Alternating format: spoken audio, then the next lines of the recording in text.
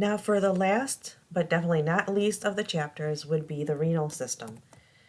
Now these are the topics that we'll be discussing, and I would like to start off with an introduction about the urinary system.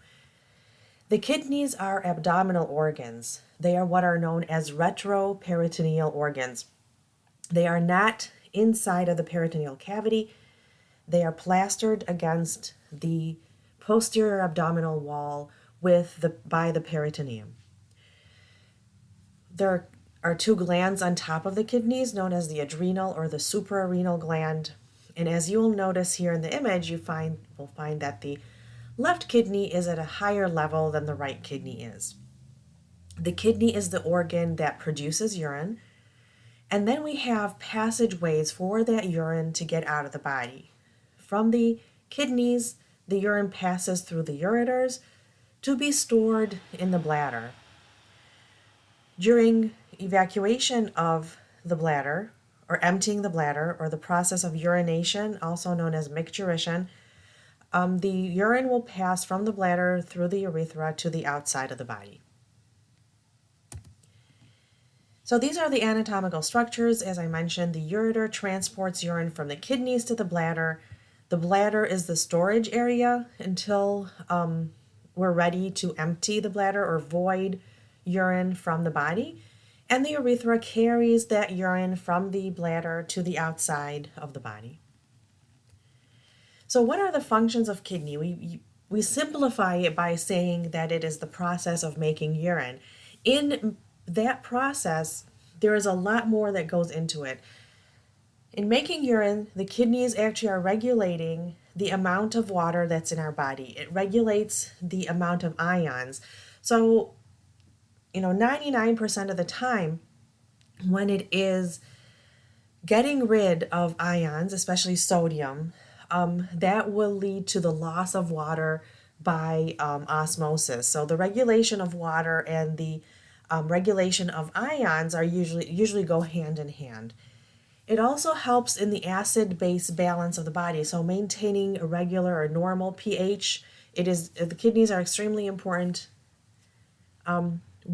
together with the respiratory system in pH homeostasis.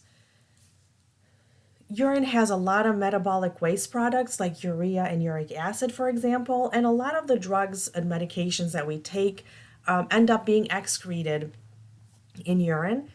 There are some less known functions of the kidney. So, for example, the kidneys do help in gluconeogenesis, which was one of the major functions of the liver. If you don't remember what gluconeogenesis is, it is the process of making new glucose out of non-carbs. So for example, taking amino acids or fatty acids and changing that into glucose. So that is gluconeogenesis. So one of the functions of the kidney would be to do that. The kidney also produces some hormones and enzymes. For example, we've learned about all of these. So just a quick run through. Erythropoietin hormone is a hormone that we've learned that it controls the production of erythrocytes.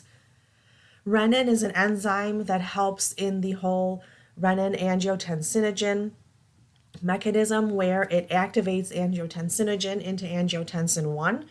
And this influences or has an effect on our blood pressure and sodium balance.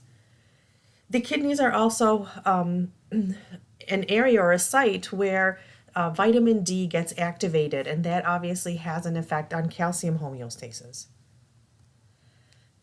This is what a kidney looks like. So you'll find a section in the kidney where you could see the capsule on the outside, and then on the inside we'll find the cortex and the medulla.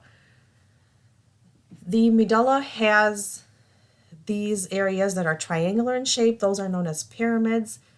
In between the pyramids, there are extensions of the cortex, and those extensions are known as columns. The cortex and the medulla, they both have nephrons, and the nephrons we are going to learn are where are the actual factories of urine. The urine will be dumped at the end of each pyramid, we'll find a little tube known as the minor calyx. This right here is another minor calyx, and that's another. And then all of those kind of gather together to make this larger space known as the major calyx. Now, all of these major calyces combined and dump the urine into this funnel-shaped area known as the renal pelvis. From the renal pelvis, the urine goes down the ureter to reach the urinary bladder. You'll find here on this side where the renal artery is entering and the renal vein is exiting. You'll also find again the ureter exiting the kidney, and this part is known as the hilum of the kidney. And this shows kind of like a breakdown or a mold actually of the blood vessels and the capillaries in the kidney. That it has a very extensive blood supply, and we'll learn that in one of the upcoming tutorials.